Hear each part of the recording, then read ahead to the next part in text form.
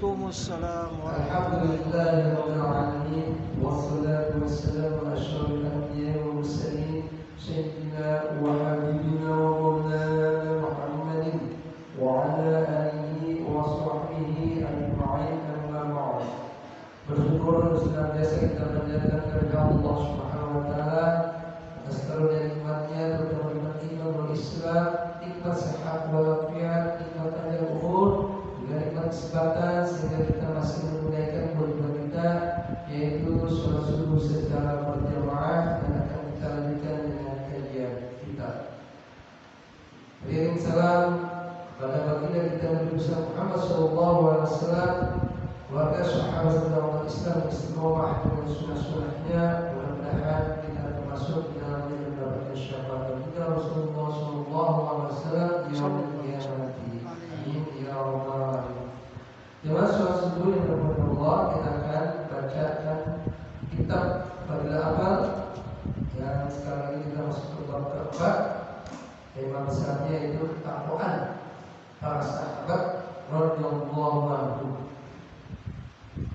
Setiap kebiasaan dan tingkah laku para sahabat radhiyallahu anhum patut dipilih dan diteladani. Mengapa tidak? Sebab mereka dipilih oleh Allah Subhanahu wa taala untuk menjadi sahabat kekasihnya, yaitu baginda Muhammad sallallahu alaihi wasallam. Baginda Nabi sallallahu alaihi wasallam bersabda, "Aku diutus dalam generasi dan zaman yang terbaik di antara Bani Adam." Diambil dari kitab Syifa. Oleh sebab itu, dari segala segi zaman baginda Rasulullah sallallahu alaihi wasallam adalah zaman yang terbaik, dan orang-orang yang terbaik adalah mereka yang dipilih oleh Allah Subhanahu wa taala menjadi sahabat baginda Rasulullah sallallahu alaihi wasallam. Sini kita akan bacakan satu kisah. Yang pertama yaitu kisah undangan makan seorang wanita kepada baginda Nabi sallallahu alaihi wasallam sekembalinya mengantar jenazah. Ketika baginda Nabi sallallahu alaihi wasallam berjalan pulang dari mengantar jenazah, utusan seorang wanita yang mengundang beliau makan. Baginda Nabi sallallahu alaihi wasallam dan para sahabatnya mendatangi undangan tersebut. Ketika makanan telah dihidangkan, orang-orang melihat baginda Nabi sallallahu alaihi wasallam kesulitan menelan makanan itu. Beliau bersabda, "Nampaknya daging kami ini telah diambil tanpa izin pemiliknya." Wanita itu menjawab, "Ya Rasulullah, aku telah menyuruh seorang lelaki memberi kambing, tetapi ia tidak mendapatkannya, sedangkan tetanggaku telah membeli seekor kambing. Aku menyuruh seseorang untuk membeli kambing dari tetanggaku tersebut, tetapi suaminya tidak ada di tempat.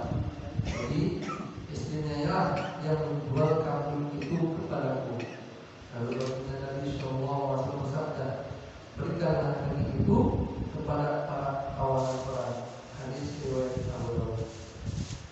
Faedah dari kisah tadi yaitu bagi baginda Rasulullah SAW yang berderajat luhur bukanlah sesuatu yang luar biasa bila tenggorokan beliau kesulitan menahan makanan syubhat. Pengikut beliau yang biasa saja sering mengalami demikian. Ini kisah pertama dan kisah kedua. Kisah baginda Nabi sallallahu alaihi wasallam tidak bisa tidur sebelum subuh karena sebutir kurma sedekah. Suatu ketika baginda Nabi sallallahu alaihi wasallam tidak dapat memejamkan matanya sepanjang malam. Berkali-kali beliau membolak-balik posisi tidurnya sehingga istri beliau bertanya, "Mengapa kau tidak dapat tidur ya Rasulullah?" Beliau menjawab, "Tadi tergeletak sebutir kurma, kemudian aku memakannya karena khawatir kurma itu berbuang sia-sia. Sekarang aku cemas, jangan-jangan itu kurma sedekah." Faedah dari kisah tersebut, kemungkinan besar kurma itu benar-benar milik baginda Nabi sallallahu alaihi wasallam sendiri.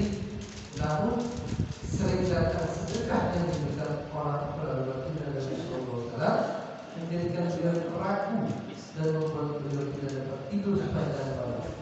Beliau khawatir kurma yang dimakan itu harta sedekah.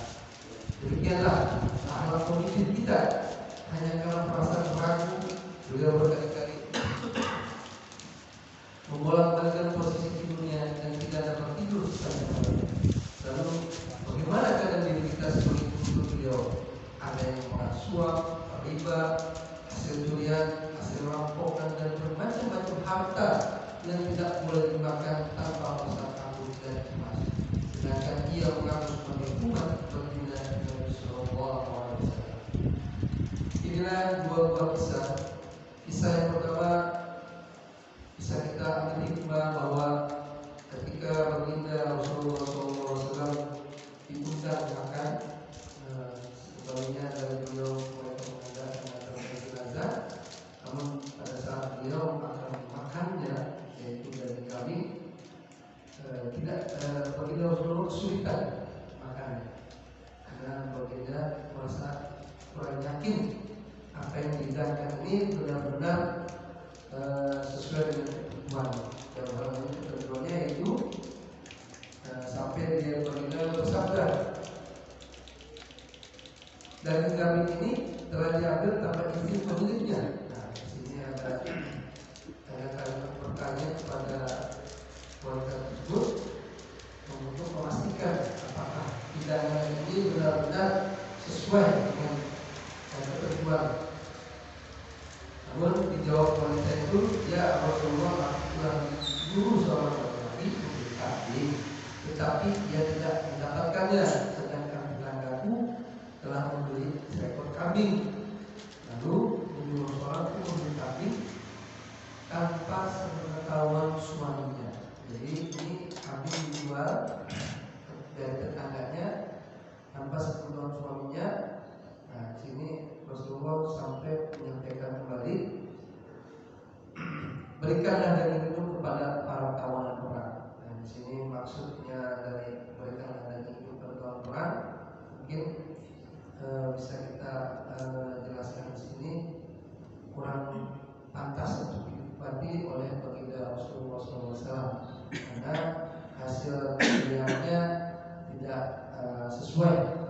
Di sini kesepakatan, apalagi di dalam penjualannya itu tidak diketahui suaminya tanpa izin, atau seperti itu sehingga dia menjualnya. Rasulullah SAW menyampaikan bahwa daging itu lebih baik diberikan kepada para tawanan perang. Kemudian yang kedua, dijelaskan kisah tersebut baginda Rasulullah tidak bisa tidur semalam suntuk karena ada keraguan ketika dia memakan buah kurma.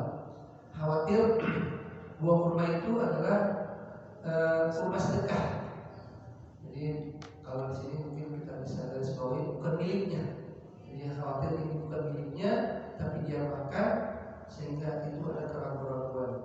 Oleh karena itu di sini baginda Rasulullah SAW menekankan bagaimana ketika kita diberikan suatu amanah ataupun yang sesuatu yang kita tidak miliki, jangan sampai itu menjadi mudah buat kita untuk kita nikmati atau kita ambil.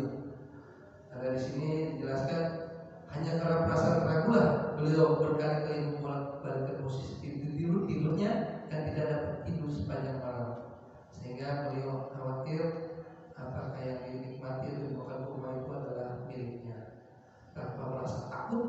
Nah, inilah yang terjadi di kalangan kita dengan makan suap, hasil riba, hasil curian dan lain-lainnya tanpa merasa cemas. Sedangkan kita mengaku umat baginda Nabi Muhammad SAW.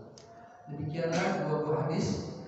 Mudah-mudahan ini menambah pengetahuan kita dan tentunya bisa diamalkan dalam kehidupan kita sehari-hari, khususnya bagi saya pribadi dan jemaah sekalian yang hadir pada pagi hari ini, juga yang mendengarkan di rumah. Mudah-mudahan sebuah kisah-kisah baginda Rasulullah SAW juga para sahabat ini bisa menginspirasi di dalam kehidupan kita, dan tentunya kita menjalankan dan melaksanakan apa yang sudah dilakukan para sahabat bahkan baginda Rasulullah SAW.